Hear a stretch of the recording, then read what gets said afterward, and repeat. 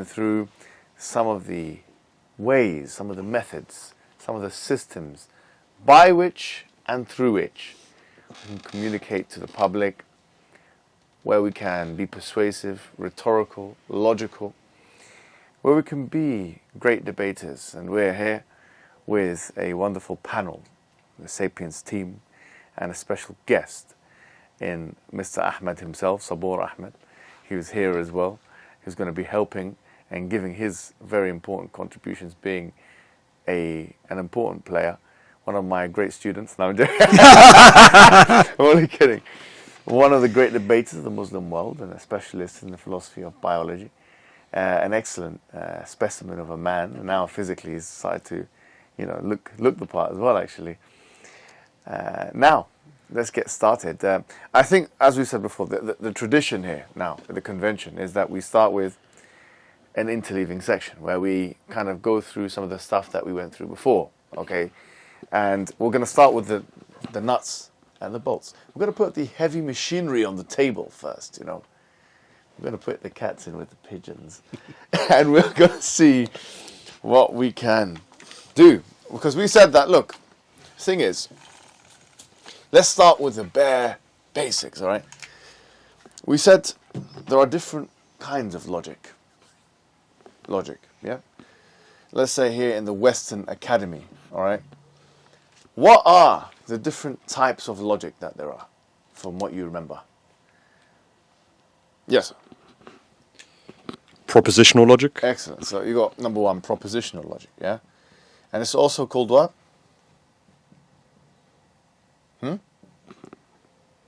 It's called L1, okay? I mean, why they call it that? I don't know myself. What else do you have? Modal logic. You do. Let's put that down here because there's something I want to put here first, right? So you do have modal logic, and there are different, types of that. There's K, there's S4, there's, S5. This is the maximal one. This is the one that, especially in the philosophy of religion, they use quite a lot, actually. It's a pretty complicated system. Like, just on the point of modal logic, like, there are some people who really have spent time. Like in my PhD, I've had to read a lot of that stuff, try and decipher it. Modal logic, by the way, it deals with necessity and possibility, different to propositional logic, right? So the modal logic has become respected now in the Western Academy after there was a kind of, I would say, controversy. Does anyone remember what controversy that was? I've mentioned it last time. There was a controversy surrounding modal logic. There was. Actually, even relating to modalities. Because what are the modalities? The modalities are possibility, necessity, and impossibility. Okay, so I'm going to put that here. Possibility, necessity, impossibility. Okay, and there was some level of, Quine, there's a person called Quine who came out and basically rejected the modal categories. And he said that this it's not as a robust a system as L1 or L2. What's L2? Just so we can have it here. Predicate logic. And predicate logic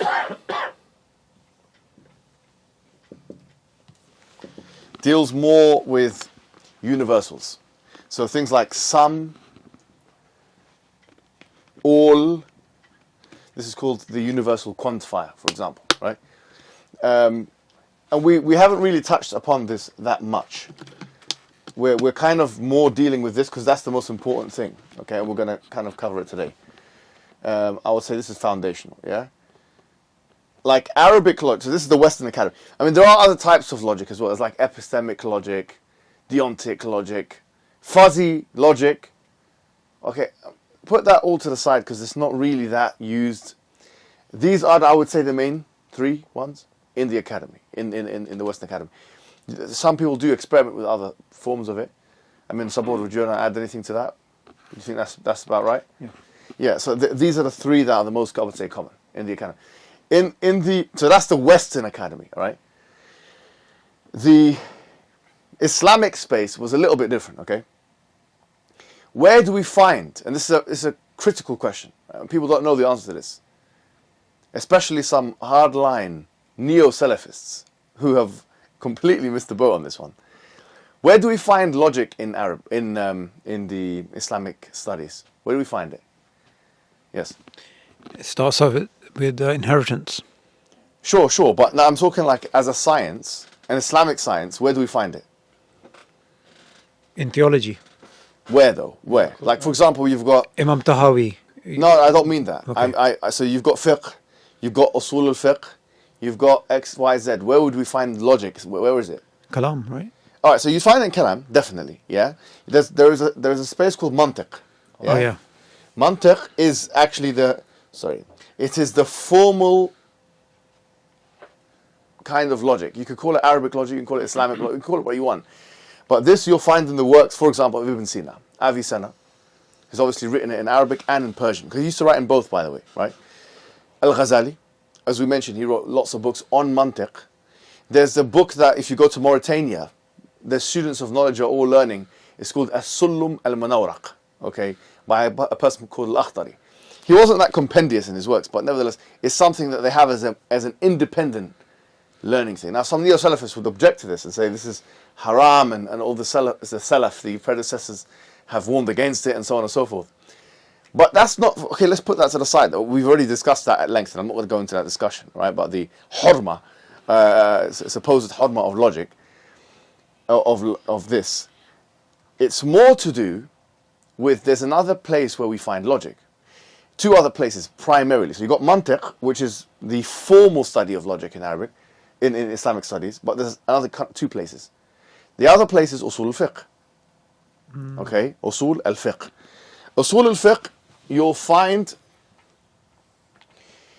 it's interesting, it's not just propositional logic.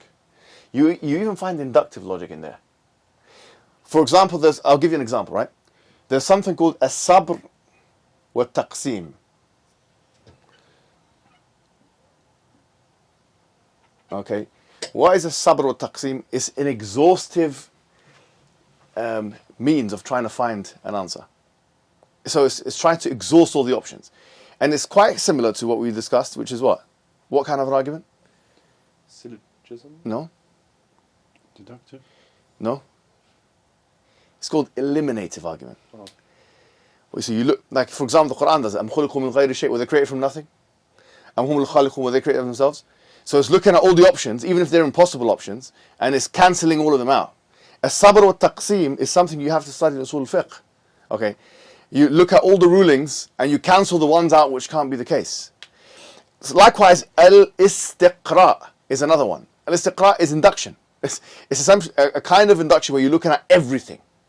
It's not just a sample induction; it's a generalized induction. Okay, this kind of stuff is in uṣūl al-fiqh, by the way. Yeah. Question. Would you say we have a type of proto-Occam's razor within the uṣūl as well? In terms of if you're looking at... You'll find everything. Uṣūl, like the books of uṣūl are huge. Like, for instance, Al-Mustasfa of Al-Ghazali is a huge compendium. Like, I haven't read it all. I've only read select, not even the whole volume. Like, I'll be honest with you. There are some books that they're too big. But you'll find everything you're looking for. They even deal in those books with moral questions. We went through in the London, if you remember. Like, what do you do if there's 3 people on a boat and you killed? Can you kill 2 people? That kind of question, the consequentialist reasoning. That's in the books of uṣūl. That's why it's important to study uṣūl. Now, some neo-Salafists don't like this thing. Not all of them. Okay. Actually, Ash-Shanqiti, very famously, he wrote a book of mantiq. They rejected it, so he made it into an uṣūl fiqh book.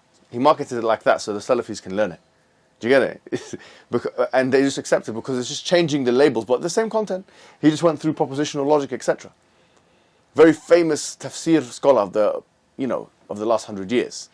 It's very respected in Salafi circles. Praised by everyone. So that's the second place. Number 1, you said mantiq. Number 2, uṣūl fiqh. Number 3, you will be surprised to know. Okay, it's balāgha. It's in the study of Arabic. When you study Arabic formally, okay, there are 3 aspects of Arabic. That's what everyone will tell you, right? There is a naḥw, which is grammar. sarf, which is morphology, and then balāgha, which is rhetoric. If you open up a book of al-balāgha, okay, you will find that in that book of al-balāgha, they'll start almost every single book on balāgha, it will say that the sentence is divided into two kinds of sentence. Al-jumlatu al-insha'iyya wal-jumlatu al-khabariyya. The sentences are divided into that which is susceptible to being to truth or falsehood. So it's a declarative statement. So in other words, you can say it's true or false. And a type of sentence which is not susceptible to truth and falsehood. Which, for example, they say bits, like for example, amazement, or a question, etc. That we spoke about the question last week. That's from the organon. I mean, that's taken directly from Aristotle. All right. We have to be honest about our tradition as well. Okay. This is the study of Arabic, but it's actually taken logical principles from the Greeks. It's clearly taken from them, and it's in the same format and everything, because they had the Greek translation movement, and they put it into that study of balāgha. And obviously they've got lots more they've put onto it, but we can't deny the fact that there's been a huge influence on Greek logic and Greek thought on Islamic studies. Anyone who denies it is just unaware of that. That's the reality of the situation. It's definitely there, and there's nothing wrong with it. You know, there's nothing wrong, because these are very logical and fine things, but you just have to be aware of it. So when you say, okay, it's haram to study logic, neo-Salafists would say, for example, okay, then why are you studying balāgha then? Why are you selective in the kind of logic that you're studying? Because you all study Arabic. And Arabic, this is 1/3 of Arabic, and this is one big part of it. But you're just not aware that this is where it's coming from, the genesis of these things. But these are the three things in Islamic studies where you will find the kind of logical arguments, yeah? Or, logical stuff. In the Western Academy, that's what you'll find it. Now, having said that, just one more thing before we... any questions on this?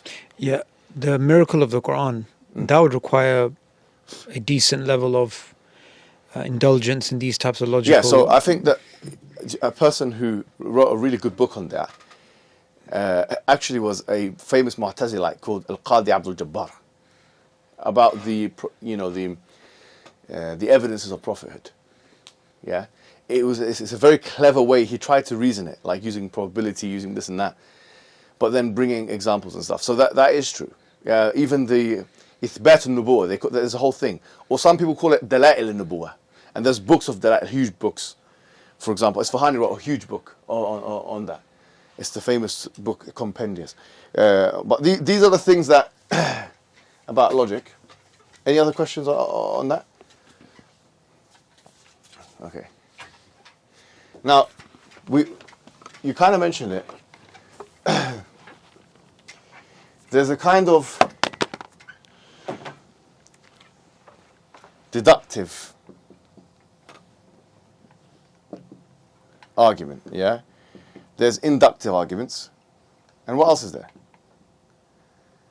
Abductive, right? Okay.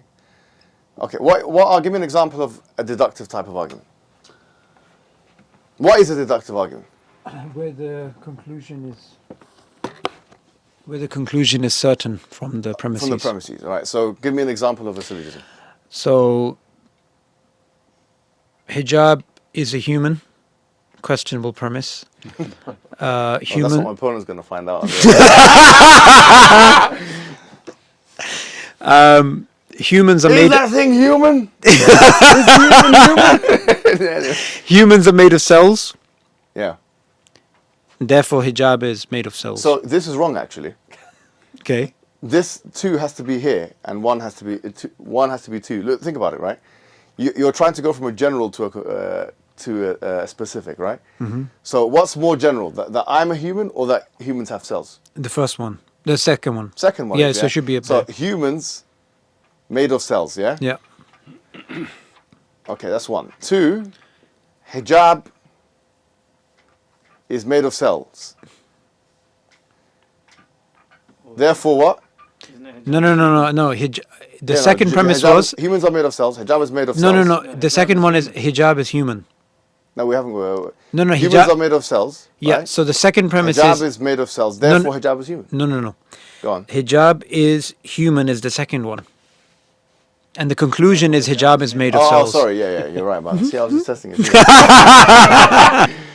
But you see what I mean? Because Specific to a general to he a questions specific. the premise. That's why. Yeah. Okay, let's do another one, right? So that's what actually before that. What's deductive reasoning? Inductive reasoning. Someone else.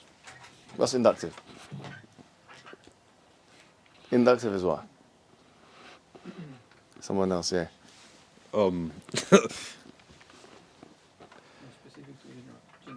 What's that? More specific to general. Well, you're not wrong, but explain what you mean by it. So yeah, in a way, look, that makes sense. Look, from here you're going from a general to a specific, right? Yeah. And actually, with induction, it's the opposite in a way. You're going from the kind of the smaller, Yeah. a specific subset, okay, to a general conclusion, isn't it? But how is that done usually? So the sun has risen every morning.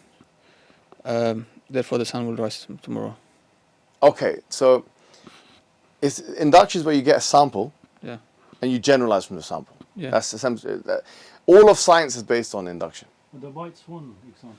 Yeah, that's the problem of induction. So you have a sample, some kind of a sample, and the induction is stronger if the sample is bigger. Okay, that's basically what induction is. Is that like just extrapolation, or is it different? I mean, it's not extrapolation because extrapolation doesn't have a generalized element. So that's the first part of induction. You're extrapolating, Yeah. and then you're generalizing, right? Okay. So you're taking out a small part. So if I wanted to make any statements about, pregnant women, I have to take a sample of 1,000 pregnant women and say this is something that happens to them in the third trimester. Or 10,000, 15,000, 100,000. The bigger the sample, the stronger the conclusion. Mm-hmm. But there's always going to be a chance that some group of pregnant women have some issues that are different to the ones that we've seen. And that's the problem of induction, you see. Yeah. But we've got here a specific and then we're generalizing. Deductive, inductive, what's abductive? Yeah.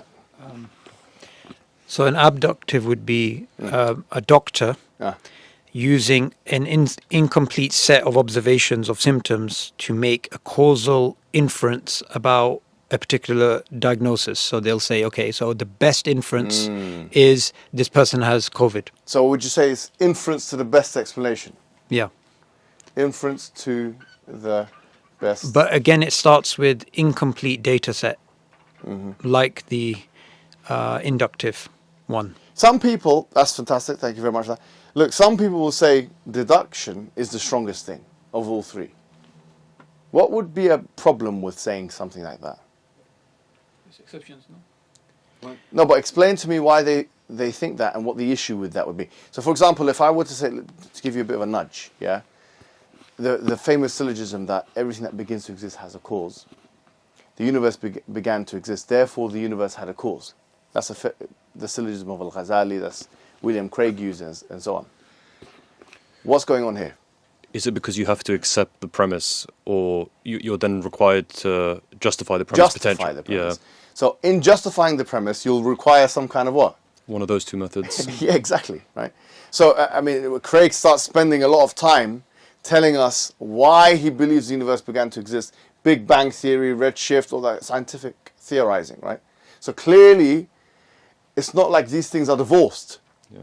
Now, it can be the case that a kind of deduction is divorced from induction. And what is that called? Mathematics. That's right. It's a kind of mathematics, okay? If you think about it, there are some ontological ways in the mind where you can reason things with numbers, like, for example, through set theory. You'd know best. I mean, you guys have done maths more than I have. You can reason things. You don't necessarily need to experience it in the world and have experimented with it inductively. In a mathematical sense, you can do it.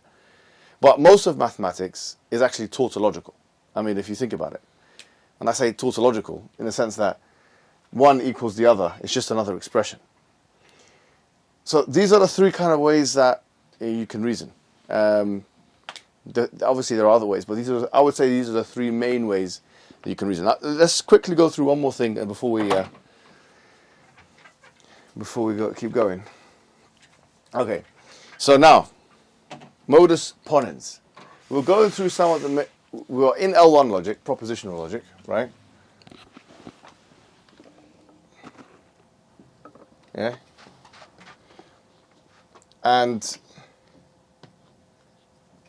okay. L1, modus ponens. We said this is one of the main ones that we need to know. What is it? What's the formulation of it, if anyone remembers? Aha. Let's take it one step by step. If P, then Q, P, therefore Q, yeah? Okay, give me a real life scenario of how that would look. If it rains, then the floor is wet. It rains, therefore the floor is wet. Beautiful, excellent, okay.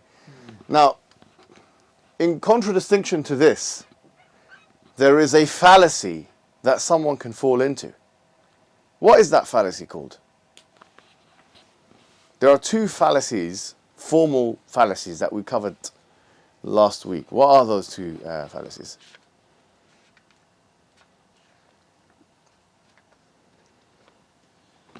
Yeah. I'm going to get it the wrong way around probably, but Either way, no problem. denying the antecedent Yes. and confirming the consequent. Affirming the consequent. Yeah. All right. So there's denying the antecedent and affirming the consequent. Okay. So how would this be fallacious? What kind of structure would it have to be in order for it to be fallacious? Q, therefore P. Okay, wait, hold on. So if P then Q, Q, therefore P. Okay. All right. Now that would be, yeah, you're right. That would be affirming the. That's actually affirming the consequent. That's not denying the antecedent. That's affirming the consequent. So if someone's, how would that look? How would that sound like if, for example, one were to put it in a formulation? The floor is wet, therefore it rains. Yes. That would be wrong. Yeah, that would be affirming the consequent. Exactly. I mean, we went through this before. Someone could say, well, you could make an argument against the first proposition here anyway. Yeah. But then we said there's a difference between what and what. Is it A what argument and a what argument? sound And valid? valid. You can have a valid argument in the shape of modus ponens, but it's not sound in the sense that it requires, you still need to prove each premise, just like you would in a syllogism, right? Do you see what I mean? So, okay, that's modus ponens. Let's quickly do modus tollens. I don't know why they're called that. Maybe we can do some research and find out why they're called this kind of thing. But modus tollens, how does that go? I don't know if it's two ends or whatever, but yeah, go ahead. If P, gone. Then If Q, Then Q, all right. no P. Aha. Are you sure it's that? Yeah, no Q, therefore no P. Yeah, so not Q. Is that right? Yeah, Is it not P, therefore not Q? no Q, therefore. So not, I don't know why did they, that's the sign for not, by the way, like that. Not what? No Q. Not Q, okay. Not Q, therefore what? Not Q. No P. That's correct, yeah? So that's modus tollens. So put that in the formulation that we've just, the ground floor, whatever. If it rains, the No. Start with if. Yeah, if it rains, Yes, the floor will be wet. okay. It didn't rain. Well, Sorry, are you sure? Yeah, the floor is not wet, therefore it yeah. didn't rain. So now what you said just now by accident, is what? Is denying the antecedent. So how would it look like to deny the antecedent here? How would it look like to denying the antecedent?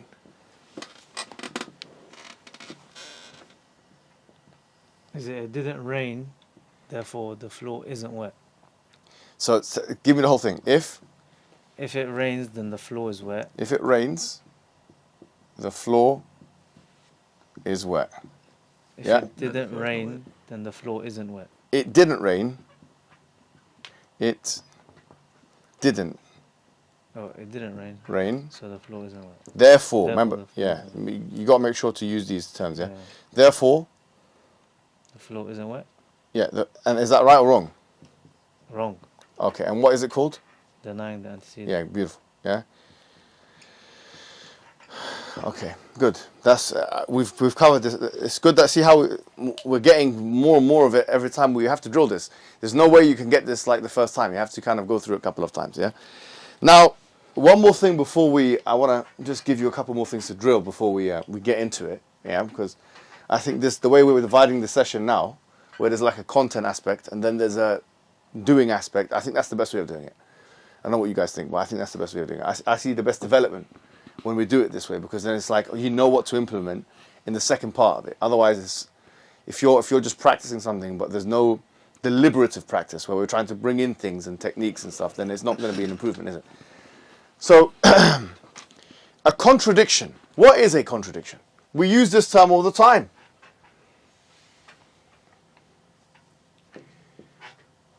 But what is it? We said there's lots of definitions. But what's the one that we settled at? There must be a contradiction in every aspect. In every aspect or every sense. It has to be an opposition in every sense. Okay, because you can't use the same word to define it. Yeah, it has to be oppositional in every sense. It can't be oppositional in some senses. Like sometimes in normal speak, people say something and you would think it's a contradiction. Yeah. So they'll say, "How is your marriage?" Okay, for the sake of argument, right? And they say, "It's both complicated and simple at the same time." So in your mind, you'll say that's a contradiction, because how's that? But then he starts explaining himself, and he says it's simple from this perspective of, the time I spend with her and the setup I have with her, but it's complicated from an emotional perspective. Can you see how he's now differentiated one perspective and another perspective? That makes it coherent. No longer is his statement a contradiction, because he's giving you different aspects in which the thing is oppositional. Therefore, you cannot claim a contradiction. For it to be a contradiction, then it has to be oppositional in more than one aspect. I'll be honest, the Arabic written kind of logical textbooks have more detail on this than the English ones. So they'll say there's 8 contradictions in 8 conditions of a contradiction. And it has to be part and whole, it has to be subject and predicate, it has to be time and place, and this is a very important one. Because this is a very easy one to get wrong. Can you have a tall, short man? You can't have a tall, short man at the same time, but he could be short and then grow tall. It's very possible. Some people, they do operations. I saw a guy on Instagram, he put something in his legs and he became 6'5". And he was like 5 foot something or something. I don't know. They have operations. You know what I mean? So he moved from one to another because there's a time separate. Therefore, contradiction doesn't apply. Oh, okay, you can't have a married bachelor. Or you can have a guy that was a bachelor then became married. I mean, time can separate the two instances. You can't have that. But you can't have it at the same time. You see?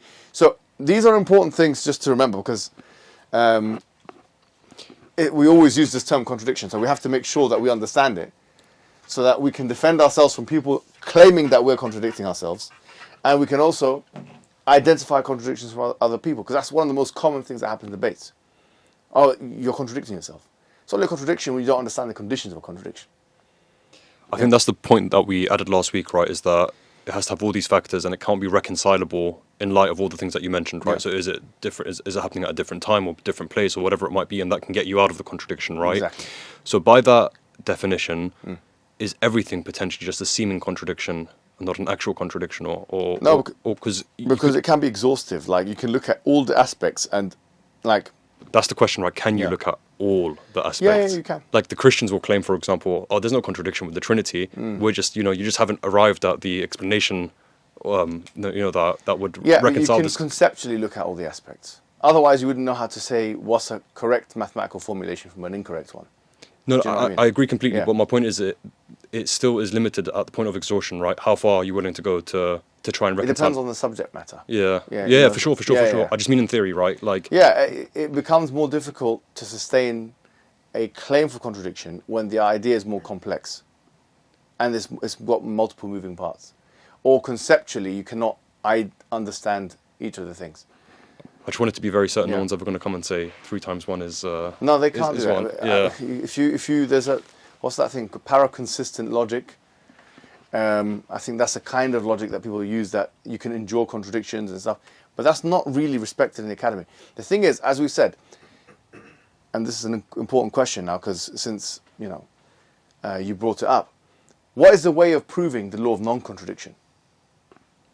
You can't. You can't. So what have philosophers tried to do in order to show that the law of non-contradiction is not a possibility? We did actually mention this last session. They've tried to show the absurdities that follow from Yes. from a world with no laws of non-contradiction. And we said Leibniz believed, he said there's 2 things that explain the entire world: the law of non-contradiction, the principle of sufficient reason. Aristotle showed in the Metaphysics 1 whole chapter trying to show you what happens if you believe in no contradiction. Do you know what I mean? So, okay, so we understand that. I want to pivot a little bit now. So we've done a bit of logic, just a little bit before we continue, to rhetoric. Okay, we said that this is as important, if not sometimes more important, than understanding logical principles. And we said that there's a list of rhetorical devices that you can use. And the best book for rhetoric is what? What book is that? It's the Qur'an itself. And we went through some of the examples and stuff. Well, I think that there needs to be a new way people look at the Qur'an, to learn from the Qur'an in order to use the techniques the Qur'an is using. You'd be very surprised what kind of techniques the Qur'an uses. Okay, I'll give you some new ones today, right? Because we have covered already. But before I give you some new ones, let me ask you some of the things that we've discussed already. What did we work on last week? Syllogism? No, rhetoric now. We're going to language. Rhetorical question. Yeah, okay. So rhetorical question, right? And what is a rhetorical question? Question that doesn't need to be answered. All right, so give me an example of a rhetorical question.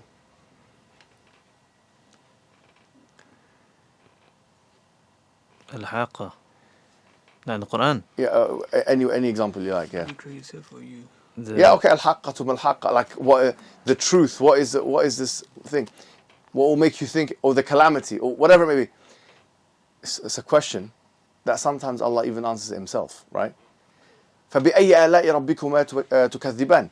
Of which of the favors of Allah do you deny? I mean, it's not requiring an answer here. Martin Luther King, in his speech, he mentioned, "Are you not satisfied?" Now, of course, that's something probably Tommy Robinson said to his wife as well. That's something else. But the point I'm making is that it's a question that requires no answer. That will stick in your minds, I believe. But this rhetorical question thing, wallah, you can take it, you can use it, man. It's used so much in the Qur'an, and to great effect. It builds suspense so many times. And that's like sometimes it's like, for example, فَبِأَيِّ آلَاءِ رَبِّكُمَا تُكَذِّبَانِ in Surah Al-Rahman is repeated. So it's 2 things in one. It's repetition and it's rhetorical question. Repetition is a rhetorical device. Yeah. I've got a weird one, right? You know when like a roadman says like, "Do you know where I'm from, blood? Are you dumb, blood?" Is this these all are rhetoric? questions, yeah. This Why are is, you running? Why are you running? yeah, why are you running or what? Yeah. What? Why are you rattled? Yeah. What's that thing you said to Piers Morgan? Yeah, you're Why right. Why is that? Why are you stuttering? Yeah, anything like that. One of the Oh, most look. famous Yeah, go on. in pop culture is "Are you not entertained?" Yeah, yeah. From Beautiful, Gladiator. Beautiful. Yeah, are you not entertained? Or cat got your tongue. I mean, someone says, yes, the cat has got my tongue. It's stupid, isn't it? Yeah. I mean, it's not requiring a response. Rhetorical question. Okay, what else did we cover last time? Alliteration. So we said, alliteration, yeah. I know it sounds like we're going into GCSE English here, and I used to teach it, and this is I mean, one of the things. You've got assonance and sibilants, which are close to it, but we're not going to. Alliteration is when you have two adjectives with the same word. Big boy, for example. But as we said, you really want public speaking, you need to have rhythm. Al-Hasan al-Basri has a famous dream he had. And the dream was, he was a tabi'i, it was a dream that he was on top of a dumpster and he was playing the saxophone, or not saxophone, flute, sorry, because there was no probably saxophone at that time. There's no saxophone. He was playing the flute, yeah. Mizmar, because they did have mizmar, and the Prophet mentioned it as well in the hadith. Mizmar Dawood and so on. So he's playing the flute, right? And then he went to Muhammad ibn Sirin, the famous dream interpreter, and he said, what does it mean? He goes, it means you're going to be a great public speaker. But see where the comparison is made. Music on the one hand and public speaking on the other. So in other words, good public speaking, you need rhythm. You need the same kind of elements in a different way in a context as a singer, as a musician. As I said, this is more, we're going through the scientific elements, but I've always said this is more of an art than it is a science. Do you know what I mean? Like, you cannot learn how to be a great actor. I tried myself, I failed. You know, I did it with burning hands, a burning career. To be honest about it. You know, and I saw that these guys just had it. They had it.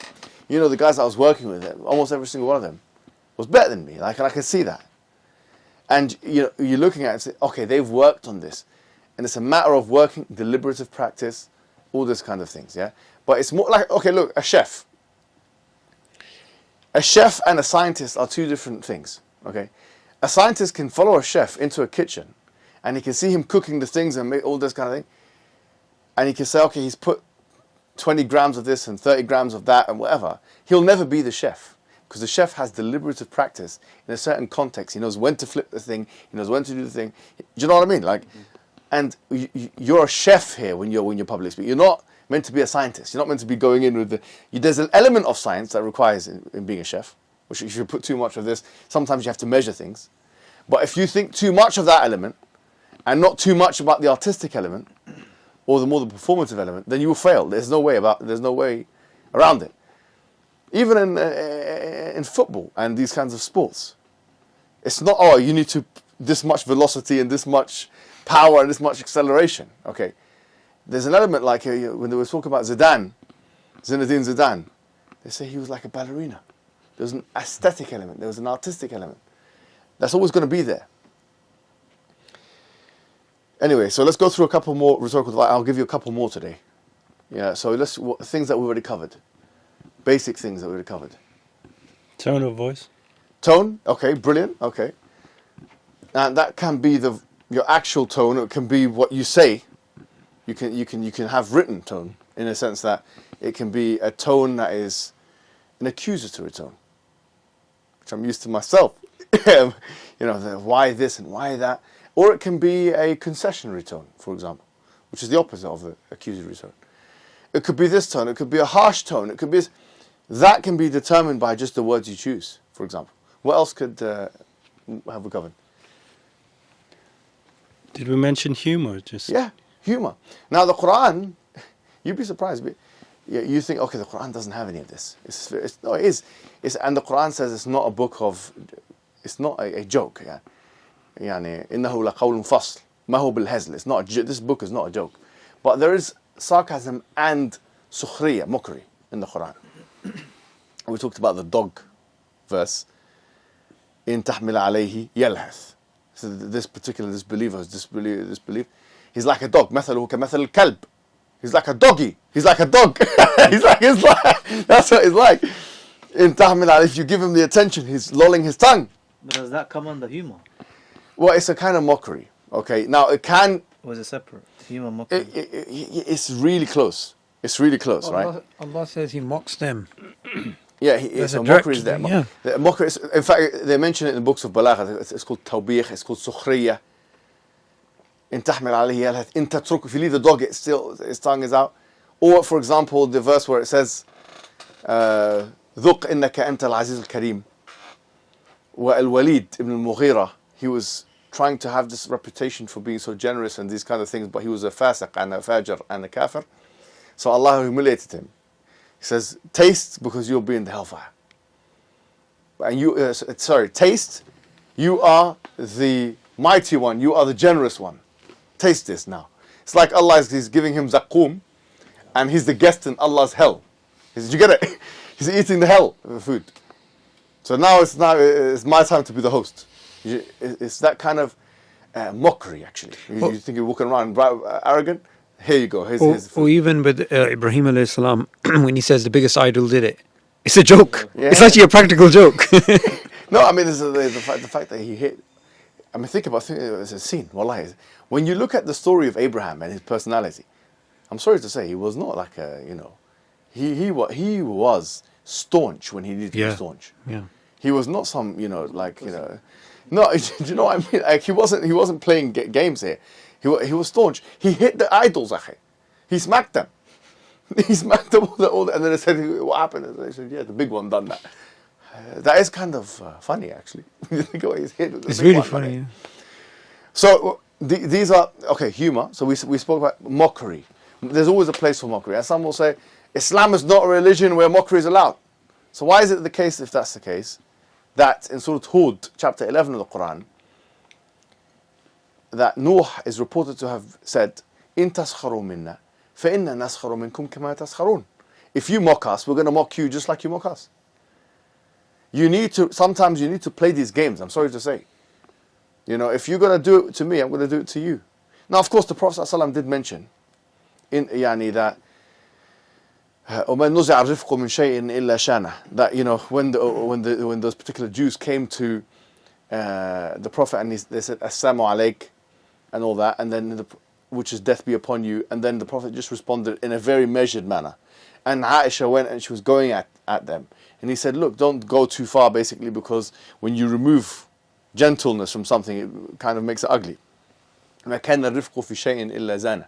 That the rifq and gentleness was not in anything except that it made it more beautiful. وَمَا نُزِعَ الرِّفْقُ مِنْ شَيْءٍ إِلَّا شَانَهُ. And the rifq and gentleness was not removed from anything except that it made it more ugly and repugnant. So there's that as well. But mockery, okay, what else? Did you mention picking three main So main rule of things? three, for example. Yes. Yeah, that's really good. Rule of three. Do you know what's really beautiful? I'll give you an interesting one in the Qur'an, yeah? And it's amazing how, if you think about how this is done, the Qur'an does it it's a miraculous way. Let me show you. Like, for example, if you look at Surah Layl, which is chapter 92 of the Qur'an, yeah? وَاللَّيْلِ إِذَا يَغْشَى وَالنَّهَارِ إِذَا سَجَى وَمَا خَلَقَ الذَّكَرَ وَالْأُنثَى إِنَّ سَعْيَكُمْ لَشَتَّى فَأَمَّا مَنْ أَعْطَى. So whoever, this is Allah saying, فَأَمَّا مَنْ أَعْطَى وَاتَّقَى وَصَدَّقَ بِالْحُسْنَى. So 1, 2, 3. What's Allah saying? Whoever gives charity, وَاتَّقَى becomes pious, وَصَدَّقَ بِالْحُسْنَى, and he is believing in the truth, فَسَنُيَسِّرُهُ لِلْيُسْرَى. Okay? So then we'll give him an easy way. Okay? 1, 2, rule of what? 3. 1, 2, 3. However, وَأَمَّا مَنْ بَخِلَ وَاسْتَغْنَى وَكَذَّبَ بِالْحُسْنَى, the one who actually lies and is bakhil, he's miserly, stingy, and he's a liar, he belies the truth, فَسَنُيَسِّرُهُ لِلْعُسْرَى, will lead him to a hard life, a hard way, yeah? A difficult life. So there's rule of three here, and they're exactly the opposite. So you've got on the one hand ata, and then you've got bakhila. One is giving, one is stingy. One is believing, one is disbelieving. Can you see?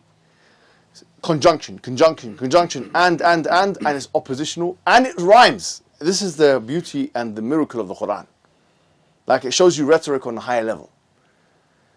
فَأَمَّا مَنْ أَعْطَى وَاتَّقَى وَصَدَّقَ بِالْحُسْنَى فَسَنُيَسِّرُهُ لِلْيُسْرَى وَأَمَّا مَنْ بَخِلَ وَاسْتَغْنَى وَكَذَّبَ بِالْحُسْنَى فَسَنُيَسِّرُهُ لِلْعُسْرَى وَمَا يُغْنِي عَنْهُ مَالُهُ إِذَا تَرَدَّى.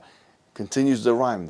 And akhi, subhanallah, the surah before and the surah after, all connected. And wal-layl, the other surah was a duha, and the other surah is a shams, wa duha. So all of these things are coming together. This shows you the rhetorical magnificence. It's saturated with, it's jam-packed with rhetorical devices in a way that when you start analyzing it, it's mind-blowing, actually, to be honest. It's a game changer.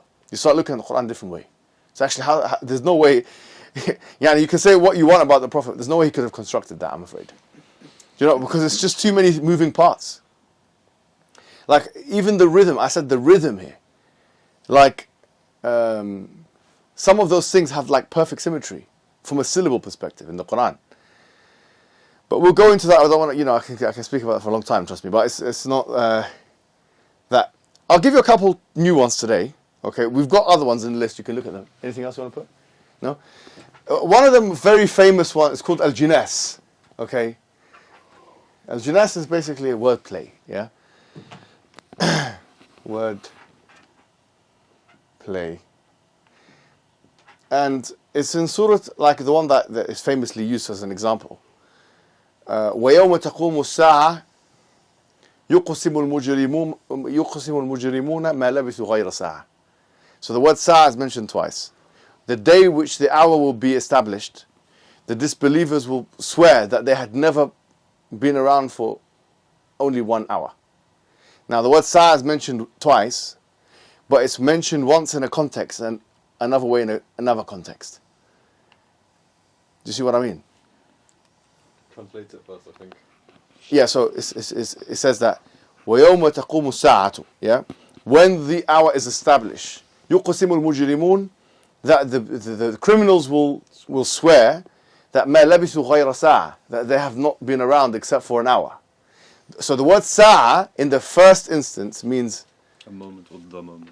no, يَوْمَ تَقُومُ السَّاعَةُ, Day of Judgment. Yeah. Yeah? Defining moment. And the other one is an hour. Yeah. Okay? So the two words are used but in two different contexts. Can you think of any English examples of that? I'll give you 2 minutes to think about it. I want you to construct 2 or 3 word plays. I know it's a bit difficult. You can use the internet to help guide you. Yeah, 2-3 minutes to construct a couple of word plays. Because this is, do you know, like, some of the great speakers in America now, like there's pastors and stuff, they do this wordplay thing all the time. I've noticed it. What's that guy called? He's like a black motivational speaker. He's Les Brown. Yes, he does that. He does it all the time. Listen to his speeches. His whole thing is filled with wordplay, and they eat it. That crowd is eating it up. Oh, he's saying amazing things. If you just know how to do it, it's not all that. But let's practice a bit of wordplay. You can speak to the person next to you for 2-3 minutes, and then when we do our rounds today as well, we want to throw in a kind of couple of word plays because that would be interesting. Okay.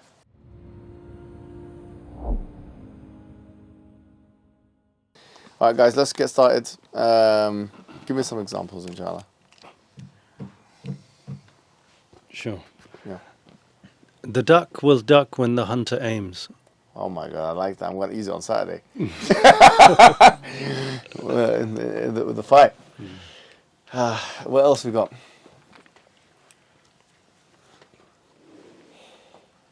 Who's going next? I like that actually. The duck will duck when the hunter aims. We will ship the ship tomorrow. Okay. Yeah. That does count. I mean, they're puns, aren't they? That's what they are. Yeah. What else?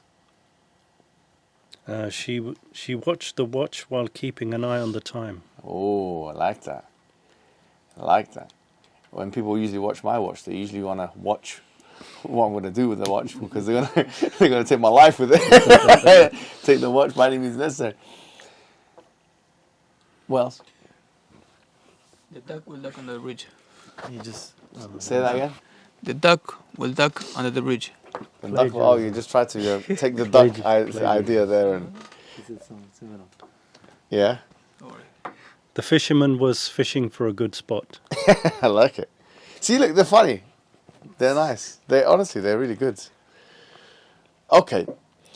Yeah. I don't know if this fits. Yeah. When the atheist read Aquinas, he found the 5 ways, but still no way out. Yes, that fits for Dawkins Sort himself, of. isn't it? Yeah. It's a bit rough. Yeah. It does count though. Yeah. What else you got? You got anything? The baker bakes bread to make bread. Bread in terms of bread and bread like money. Yeah, that works. That's good. That's not bad. A slang word. You thought about that one as well there. What's that? You thought about that one. Non-chat GPT. Yeah. You guys were looking at you were trying to find some British rappers that use this because it is a common thing. Did you guys manage to find any Not halal anything. ones. I think there's a guy called Central C, actually. Yes. And there was a famous, I just said, to be honest, I researched it when you guys mentioned it. And he said in the opening of one of his raps or drill things, that how can I be homophobic? And then he says, my bitch is gay. Now, it's an attempt, but to be honest, it's kind of a weak attempt. It's poor, actually. It's got the shock factor though, so that's... It's a bit humorous, Yeah. but it doesn't fulfill the exact criterion for what we're looking for here, to be honest. These guys need to think about it. And their rhythm is excellent, and the instrumentalists are excellent, but their content, I feel like drill artists and a lot of the rappers, actually the content is some of the worst. Like they're low IQ, they don't know how to use. No, genuinely, some of them are really poor. Some of them are better than others. Like I've come across Tupac and stuff. You can see he was talented from a lyrical perspective. Low-key, yeah, of course.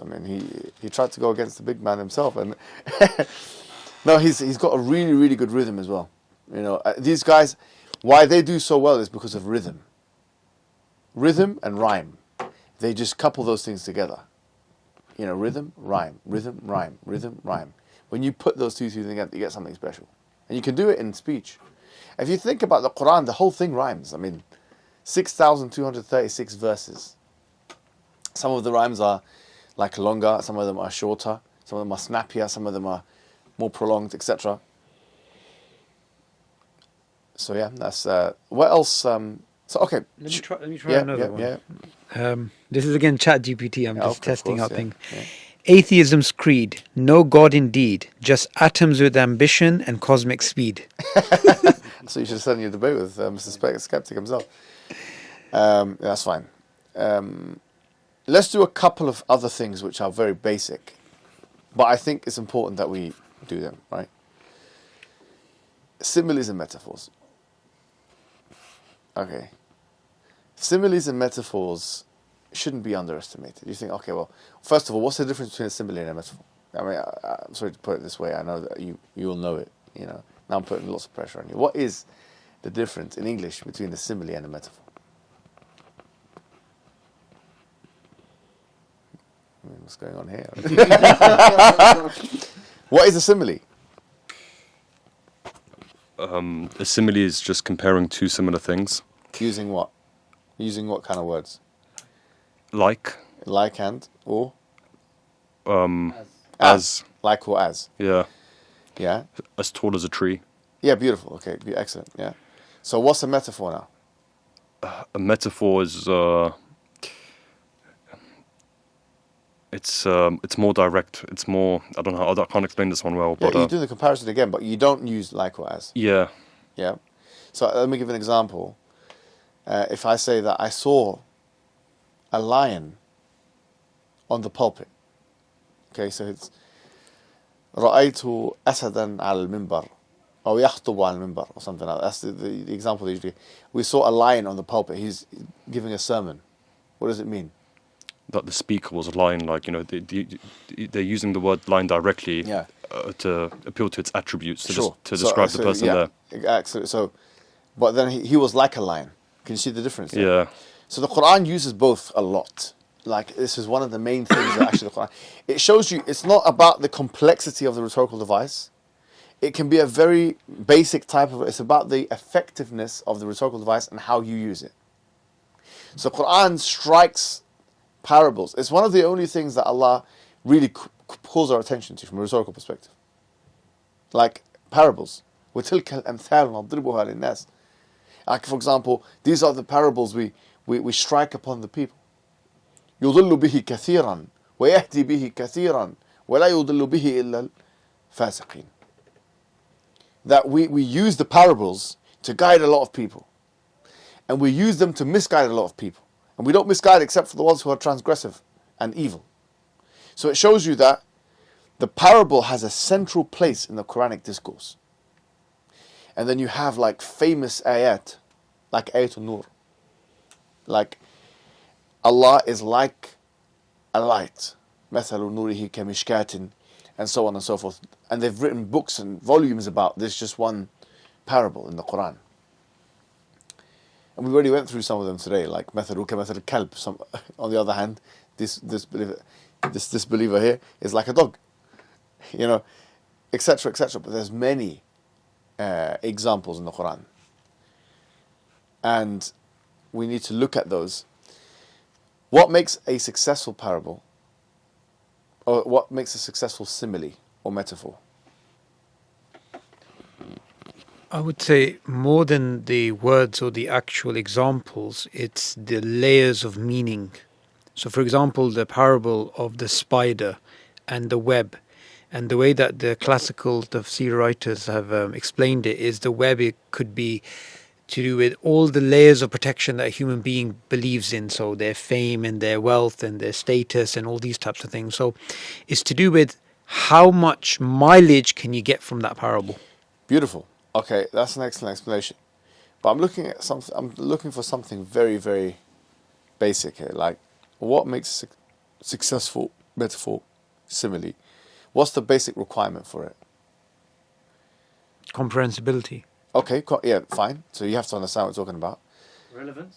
Relevance is good, but there's something else which is really painfully obvious that I want you to think about. What? Okay, look, all the examples we've given of the Qur'an, what is in common with all of them?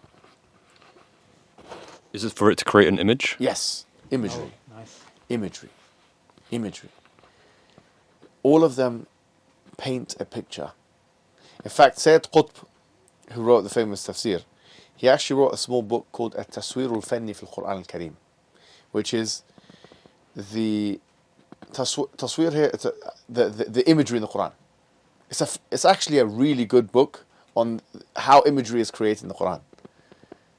You know, imagery is, wallahi, you need to believe me when I tell you, we're living with screens, we're living with computers. There's nothing more powerful than human imagination. I'll give you an example, right? One of the verses of the Quran, okay, this might sound unusual to you, okay. It talks about a zaqqum tree in the hellfire, a particular tree called zaqqum, which is a horrible tree that people are going to be eating it from. And it says that its branches are going to have كَرُؤُوسُ الشَّيَاطِينَ.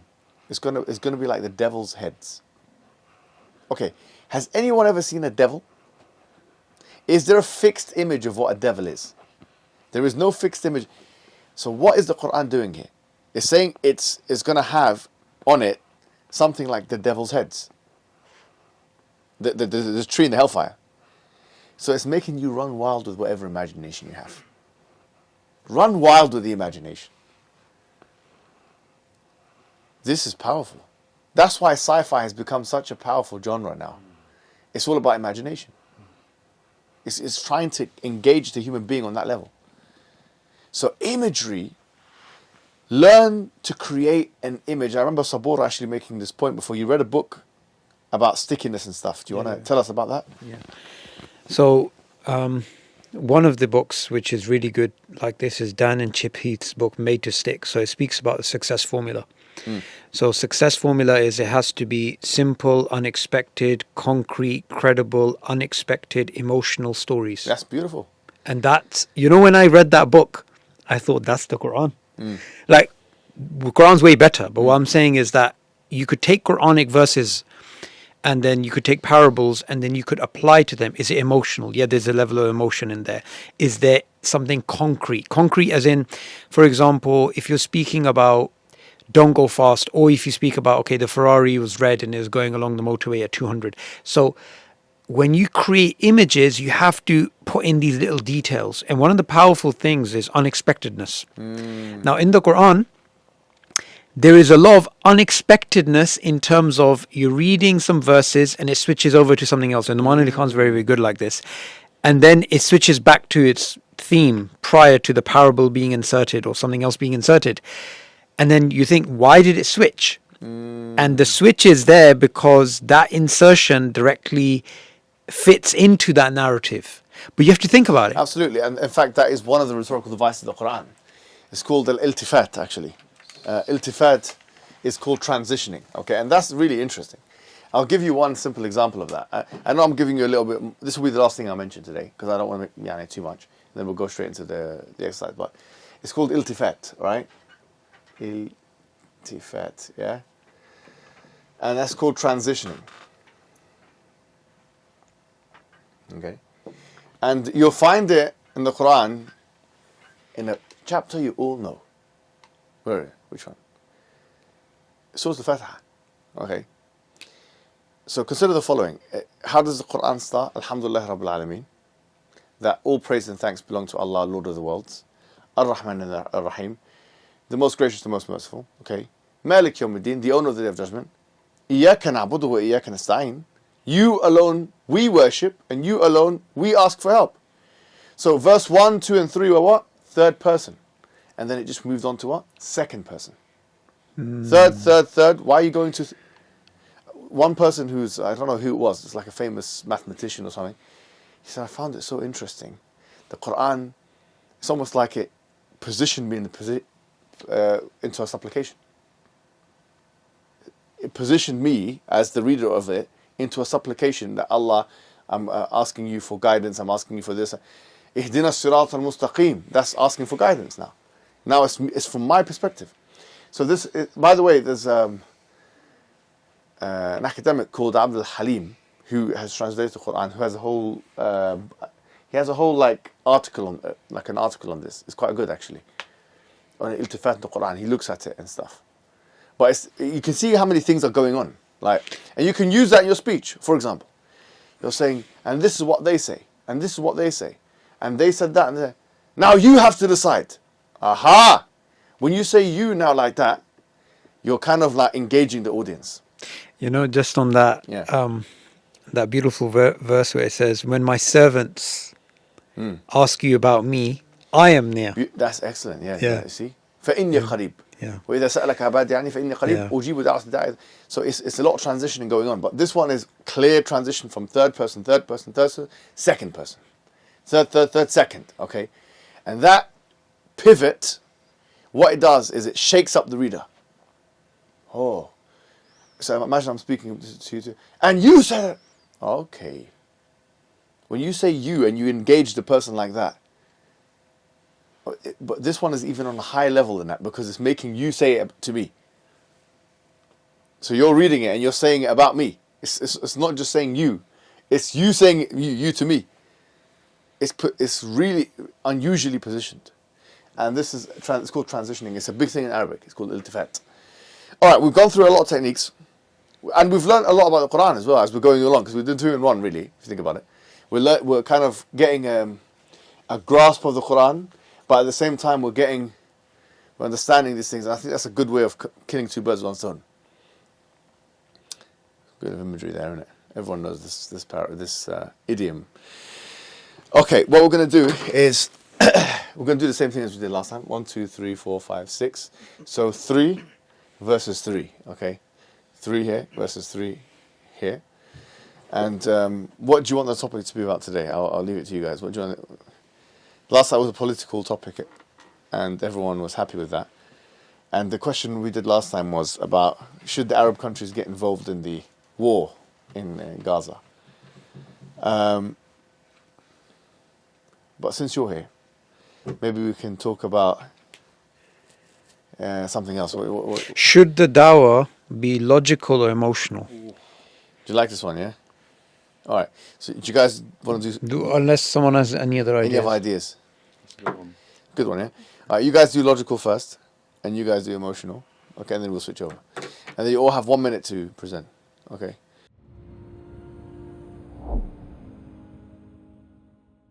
Let's start with logic. Actually, you know what? Let's start with emotion. Let's start with you, Sabor. You should start off proceedings. Okay. Bismillah. All right then. So round 1, we're here with the one and only. He's getting back into action, doing a bit of sparring before he gets into the ring again. Let's go, Sabor. So I think dawah should be based upon emotion rather than rationality. I mean, if you think about it, human sociological movements start off with emotions. There's an injustice, there's something wrong. So all human actions are basically pushed by some feeling, some emotion. Now, think about it. What's the point of proving light if the heart lives in darkness? Now, another way of thinking about it is that reason builds the bridge, and it's the emotion that walks the heart across it. Because if we're just going to be rational, then human beings should be able to inspire each other by saying, not I have a dream, but A squared plus B squared is C squared. So we shouldn't make dawah about rationality. It should be about emotion. Okay, let's. You got 10 seconds left. Do you want to use it? No. Whilst the rest of you go, don't forget what we're trying to do. In each round, you have to do something. What is it? 2. So 2 of the rhetorical devices. Yeah, at least 2 of the rhetorical devices. So, and a rhetorical question, okay? Because we've already established the rhetorical question. Yeah. Okay, go. Right. The gentleman says that emotion is key to winning an audience. Well, I say that emotion is like hot air. It just it makes you feel a certain way and then it escapes. But what cold hard facts is what matters. People are gonna. You plant a seed in somebody's head and you give them 3 or 4 facts, good facts. They'll walk out and they'll reflect on those facts. They won't reflect on their emotions. They'll just, as soon as they're out the door, that's it. That'll be forgotten. But once you plant a seed in somebody's head, they'll ponder on 2 or 3 of those different facts, and maybe that'll get a rational conclusion from that particular speech or event. Yes.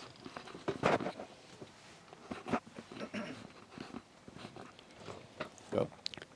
So dawah is not just about speaking, it's about touching hearts. It's not just about the planting of the seed. The Prophet taught with kindness and compassion, and he made people feel. So I ask you, how can hearts be moved by words that carry no feeling? So this is why I think that dawah should be emotional, because hearts are open not just by facts, but by warmth. Beautiful. You've got 30 seconds. You want to... You should leave it off, yeah? Right. Don't forget the rhetorical devices, guys. Don't forget. I know it's hard to remember them, but go ahead. I want to start by saying that emotional arguments are prone to error, and in some cases are completely unintellectual. So I want you to imagine a pastor in a crowd of thousands of people screaming at the top of his lungs, pretending that Jesus has entered him, and the crowd going wild. Sure, it might convince the people there just for the day, but at home, people are laughing. They're looking at that thinking, what is this? This is ridiculous. Do you really want to align yourself with that? Is that really what you're arguing for? A logical argument in all cases will trump an emotional one. That's the first thing. The second thing is that logical arguments can be both valid and sound, whereas an emotional one is usually not based off facts.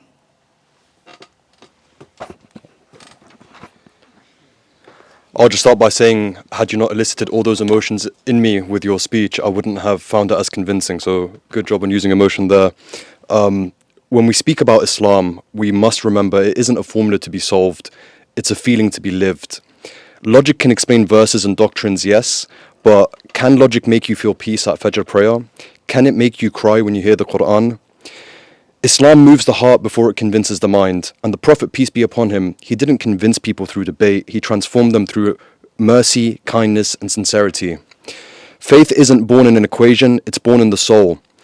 People don't fall in love with faith because it's proven true, they fall in love because it feels true. Reason can guide you to the threshold, but only emotion invites you to kneel. So why argue Islam with cold logic, when its warmth is what truly converts the soul? When its beauty, compassion and hope speak a language far deeper than reason ever could.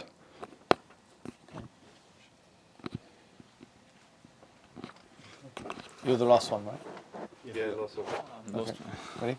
Let's go. So let me get this straight. Are you guys telling me that we should be using emotions to in dawah? For me, I think all this time we've been complaining about Christians because that's what they do. They use emotions. They don't have arguments. They go around shouting, Jesus loves you, Jesus this, that. So what's the difference between us and them? We may as well just do the same. Why we claiming, like, what's the thing that we claiming to be? So yeah, I think we may as well just accept Christianity instead, and just go for emotions. Yeah. Okay, very nice. Sabur, give us some feedback on everyone's performance there. I had the easiest job because I had no one to respond to, but I think everyone was using ChatGPT, including myself. So they were disconnected. We weren't sort of responding to each other's points. I think that's what was missing. The other thing is maybe throw in the rhetorical question near the end as opposed to in the start. I kind of did that, threw it in the start. From a purely logical point of view, right, there wasn't actually a response from our side to their very basic point about Christianity. They mentioned it twice. No one from our side addressed it. So to a independent person, it looked like our side was losing. But yeah, anybody else? I want you guys to give each other feedback, like not specific, but You see on that, you said respond to each other's points, but when we were preparing, we're just given our own minute. yeah, So you do you can want us to respond. factor in- You can respond to each other's points. But do you want us to factor in? Yeah, Yeah, you can do that. You can do that. Yeah. you should factor in. So the way I'm thinking about it now, so the way I'm thinking about it now is you can use ChatGPT to come up with a rhetorical device and a rhetorical question, but then respond to the other person and then throw it in, and keep that as blank rather than scripted. Okay, I think let's go to something more controversial. Let's do one more round. Okay, and I was thinking about something we were talking about, and I thought about race realism.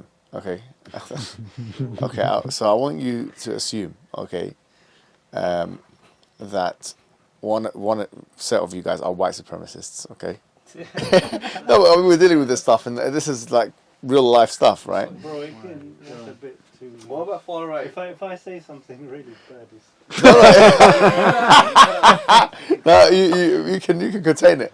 I mean, you can't. I mean, you know what I mean. You can say non-racist things, but nevertheless, you can prop up your own white race. Yeah, for example, maybe you should be on that side. And then we're going to switch over. Okay. So, I actually like this. I like this. Okay, so I can make a suggestion. yeah, of course, please. Yeah. You know go for it. Try not to read from your phones at all. Yeah. Yeah. What's the topic, sir?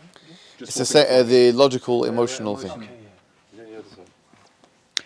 So we're arguing What, for the so that- rationality. So are you going to start this time, or they're going to start this time? Okay, who wants to start? You guys are arguing for emotions. All right, ready? Let's go. Right, emotion for me is key to everything. I always remember how somebody makes me feel. I remember being in the presence of somebody who makes me feel good.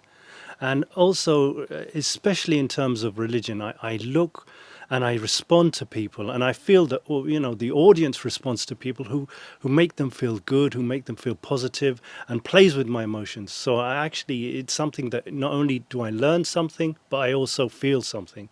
And I think that instead of watching some uncharismatic drip talking and talking facts and just sending us to sleep, I think somebody who's providing me with a little bit of information, but in a really good way, I think I absorb that better, and I feel because I've been part of audiences that have really responded to that kind of speaker, as opposed to somebody who's made of cardboard. That's it. Time's up. Well, if we're to take what you're saying at face value, then how would we differentiate between Islam, Hinduism, Shintoism, Taoism, Christianity, whatever it is? Because every single one of those adherents to those religions would say the same thing. It makes me feel good. So emotion can be highly misleading. We can think of emotion as a flame that flickers, but reason as the lamp that endures. So we should be championing reason as opposed to emotion. And if you look at the message of the Quran, we see the Quraysh always making arguments which are basically not based upon reason. They're based upon lineage. They're based upon an emotional connection to their ancestors. We have people who were given the message of Islam, but they wanted to follow their society. Or there were certain things that they were emotionally connected to, such as alcohol or women or whatever it is. So we should always be arguing from a baseline of reason, and then we can build in. Now, emotion. Now, you said something which is... Oh. A minute. Go. And I'd like to point out that my interlocutor here strawmanned my colleague's position. He didn't say that logic should be completely absent. He was saying emotion should be the primary factor. And to strongman his position, I will say that sure, logic can bring someone in. You know, you can sell them with logic, but what makes them stay is emotion, an emotional attachment. So at the end of the day, emotion is what makes us attached to our religion. And do you really want people leaving Islam as soon as they enter? No, you want them to stay through emotion. The logic can bring them in, but the emotion will make them stay. Thank you very much. Okay, ready?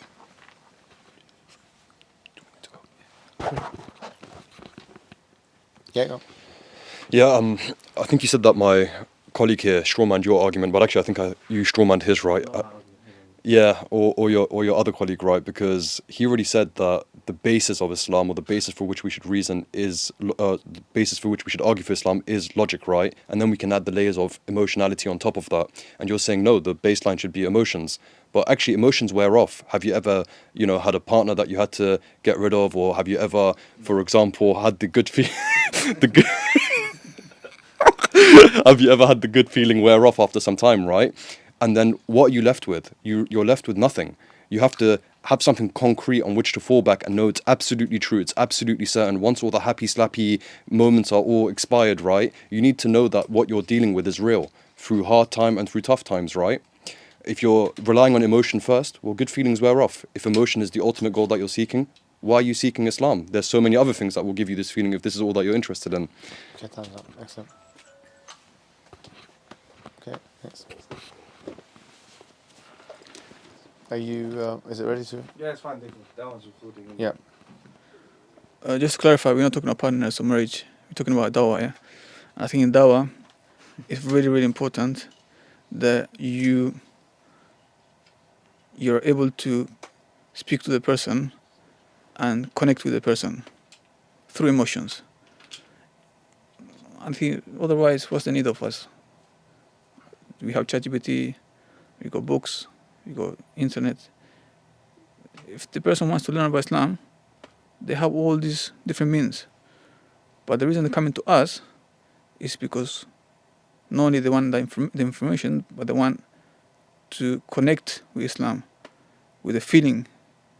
So what's the point of dawah if you're going to be a rock in front of the person? I don't think you're going to attract a lot of people if you try to do that. Neither you'll grow. So there is You can finish the sentence, man. yeah, there's a sense of success in all these Christian preachers or people that go out and use emotions, because that way you connect to more people. You know what I find funny? Sometimes like you're just like arguing against your own position, and then and then you just like completely went against it. It's like, oh, what does Christian preachers? And then there's a sense of success. So, bro, you're the last one, yeah? You've done it. Everyone's done. Everyone's done. That was. Now switch off the camera. Let's do race feelings. Sorry.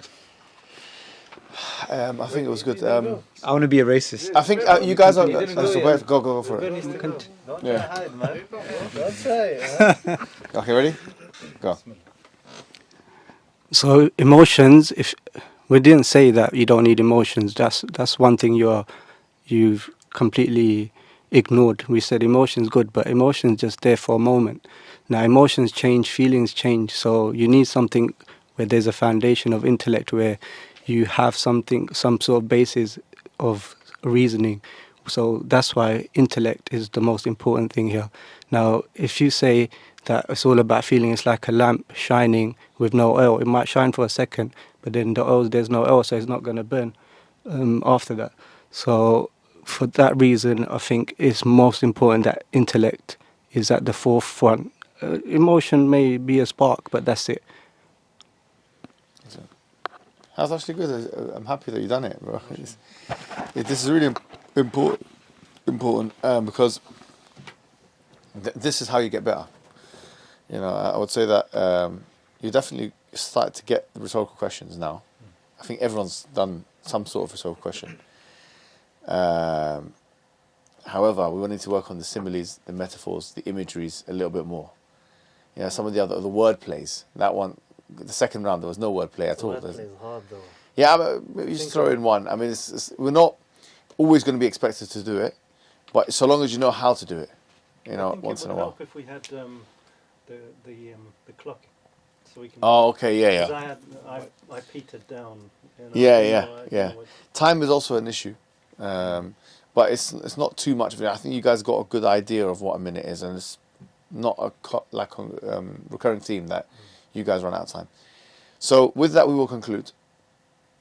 And I'm hoping that everyone at home has actually benefited from this as much as we have here. We'll leave it at that, and next week we're going to have a fine session indeed. Wassalamu alaikum wa rahmatullahi wa barakatuh.